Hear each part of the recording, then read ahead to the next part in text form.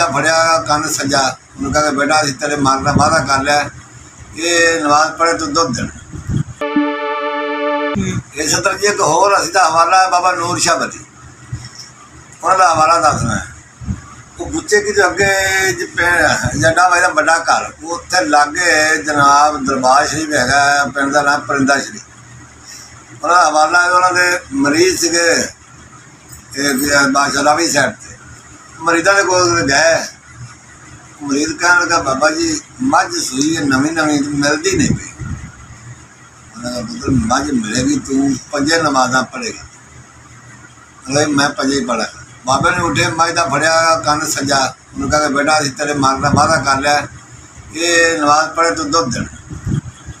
लो जी वो नमाजा पढ़ता रहा दुध दी नमाजा पढ़ एक दिन को ऐसा सर्दी जी सी उसकी तबीयत खराब बुखार जहा सीगा उठा लेट सुबह की नमाज गई लेट उठा तो घर के तक के मार के उठाया जा नमाज पढ़ गया वजू कर लिया वजू करके मसले से बह गया नमाज नहीं पढ़ी उन्हें टाइम गुजार के घर आ गया आके ये किया कटा छलिया मझ नहीं हिली मझ चुप कर खड़ोती रही जिसने बाल्टी लेके गाह होया तो अच्छा कट्टे पीछा करके बाल्टी लेके गाह होया तो जहाँ ये गल बनी मझ भी तुर के गाह हो गई। कहते का की गल मझ नहीं मिली उन्हें जिन्ना काम मैं कर उन्हें इन्हें भी कर दिता जिन्ना काम मैं कर उन्हें इन्हें भी करता है।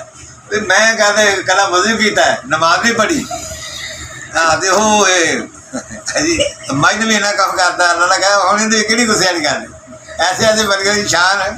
देखो मझ के कंध में फूक मारी सी भी तू नमाज पढ़े तो दुध देना नमाज भी भाई दुध नहीं दिता क्या बात है बल्कि शान दे मैं ना बारे बारे जाएगी।